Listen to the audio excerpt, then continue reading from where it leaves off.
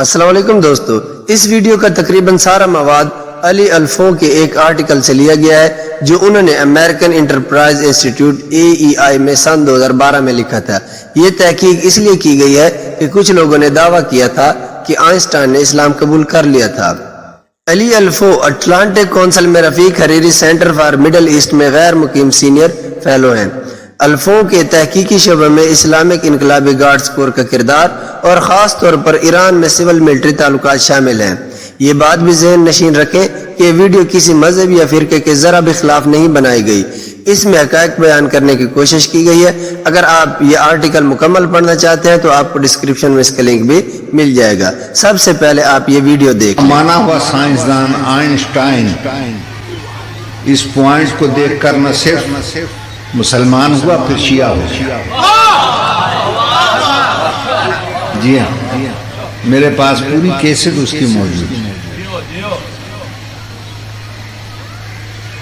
اس کے دو نظریات بڑے مشہور تھے، ایک نظریہ اضافیت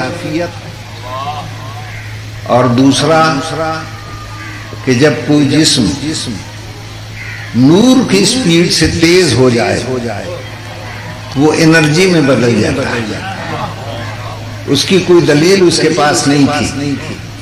آقا حسین بروجردی سے اس کے خط و کتابت ہوئی تو آقا نے فرمایا کہ وہ آئنسٹائن، جن نظریات پر تجھے اتنا فخر اور ناز ہے اسے تو میرے مولا علی نے نہج البلاغہ میں پہلے ہی بیان کر دیا۔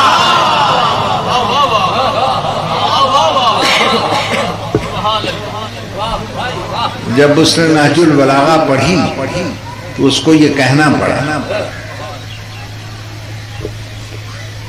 نہج البلاغہ از دا بک آف ریالٹی۔ کیا جرمنی میں پیدا ہونے والے البرٹ آئنسٹائن نے، جو کہ ایک غیر مبصر یہودی تھے، نے 1950 کی دہائی میں ایک ایرانی مذہبی رہنما کے ساتھ مبینہ خط و کتابت کے بعد اسلام قبول کر لیا تھا؟ یہ قابل ذکر سوال شیعہ نیوز، جو کہ ایک ویب سائٹ ہے اور عالمی شیعہ کمیونٹی کی رپورٹنگ کے لیے وقف ہے، نے مرحوم آیت اللہ حسین بروجردی کے پوتے سے کیا تھا۔ پوتے کے جوابات پوچھے گئے سوالات سے کم قابل ذکر نہیں ہیں۔ وہ تسلیم کرتے ہیں کہ ان کے پاس مسٹر آئنسٹائن کے اسلام اور شیعہ مذہب میں تبدیلی کا کوئی قطعی اور قابل ذکر ثبوت نہیں ہے۔ وہ اس بات پر زور دیتے ہیں کہ عظیم آیت اللہ بروجردی کا آئنسٹائن سے براہ راست کوئی تعلق نہیں تھا، لیکن ایرانی سائنسدان پروفیسر محمود حسبی کے ذریعے خط و کتابت کی گئی تھی، جن کے مبینہ تعلقات آئنسٹائن سے کبھی ثابت نہیں ہوئے۔ پوتے نے یہ بھی اعتراف کیا کہ اس کے دادا کے آرکائیوز کی تلاش میں سے آیت اللہ بروجردی اور آئنسٹائن کے درمیان خط و کتابت کی کوئی مثال سامنے نہیں آئی۔ تاہم پوتے کے بقول آیت اللہ اور آئنسٹائن کے درمیان تعلق کی مکمل طور پر تردید نہیں کی جا سکتی، اور دلیل یہ دی ہے کہ میں نے مسٹر آئنسٹائن کی شخصیت کا مطالعہ کیا ہے۔ وہ ایک پولیسٹر تھے جن کی سوچ صرف فزکس تک محدود نہیں تھی۔ انہوں نے اسلامی فلسفہ اور الفاظ کے مطالعہ یعنی علم الکلام سمیت دیگر مضامین کا مطالعہ کیا۔ شیعہ نیوز کو ایسے واضح دعویٰ شائع کرنے پر کس چیز نے اکسایا؟ اس کا جواب ویب سائٹ کے ایڈیٹرز کی کم تری کے علاوہ شاید ہی کچھ ہو سکتا ہے، جو اس حقیقت پر شرمندہ ہے کہ اسلامی جدید تہذیب نے آئنسٹائن کے قد کا ایک بھی سائنسدان پیدا نہیں کیا، تو شیعہ نیوز نے آئنسٹائن کو مسلمان ہی بنا دیا۔